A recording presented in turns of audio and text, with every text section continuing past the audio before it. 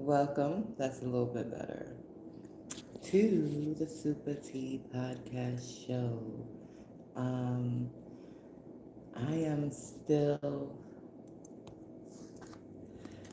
learning how to maneuver these digital things and these digital platforms.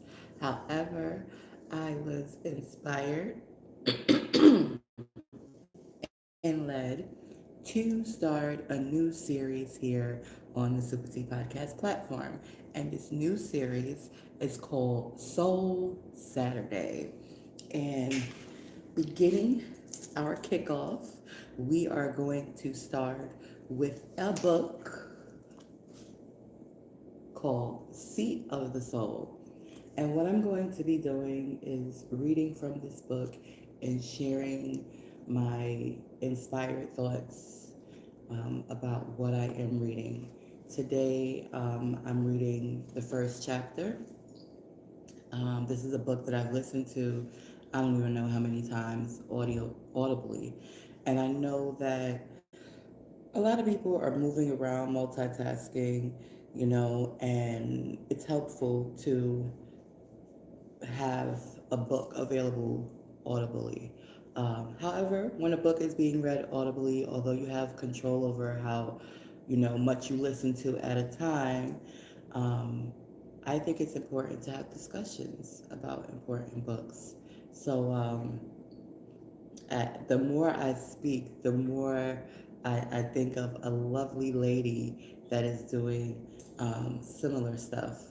And I admire her very much. I haven't met her in person yet.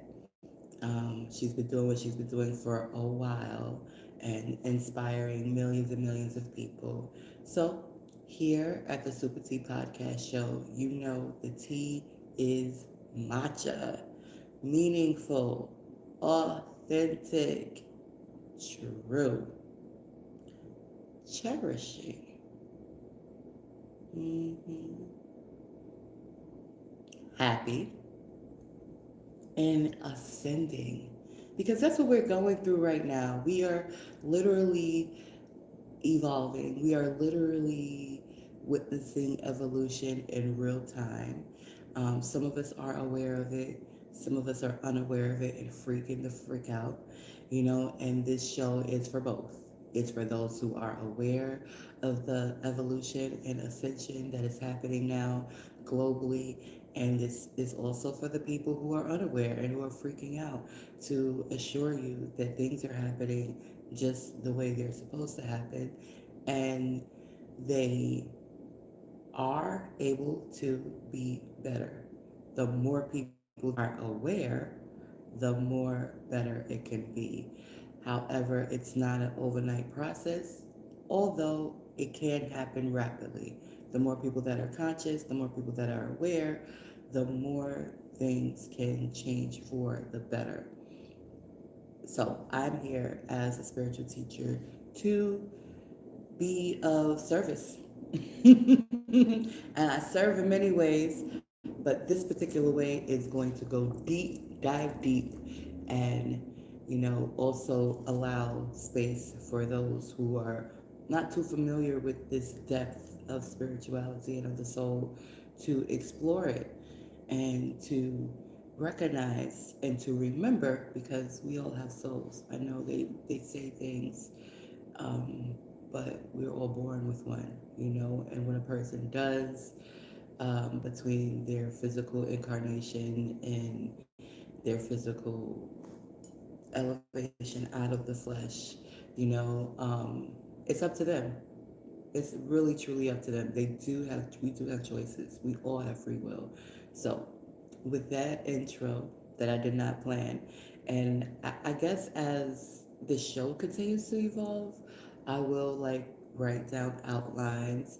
I'm always welcoming guests as well, who want to have something to say and want to share it with more than their handful of friends. Um, but right now, this is where we are. We are just kind of raw dogging it, just straight inspiration, just straight going for it. I only got the I'm gonna tell you when I got the inspiration for it, but it came, it was clear, I'm being obedient. So with no further ado, I'm not going to give you a long bio about Gary Zukav, okay? Because you have the internet. So you can look up Gary Zukav and you can purchase this book. There are no links for this book to be purchased in this particular live because I am not an affiliate of him. I don't even know the man yet. We have not met yet. So, again, I am just sharing with you guys. And I'm going to start. I'm going to start on evolution, which is chapter one. And again, you have the internet. You're free to look him up. The book information is inside of the description in regards to the title and the author's name. So let's start with chapter one. The evolution that we learned about in school is the evolution of physical form. We learned, for example, that the single-celled creatures of the oceans are the precursors of all more complex forms of life. A fish is more complex and therefore more evolved than a sponge.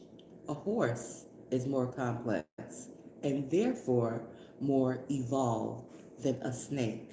A monkey is more complex and therefore more evolved than a horse, and so on, up to human beings, which are the most complex and therefore the most evolved life forms upon our planet. We were taught, in other words, that evolution means the progressive development of organizational complexity. This definition is an expression of the idea that the organism that is best able to control both its environment and all of the other organisms in its environment is the most evolved.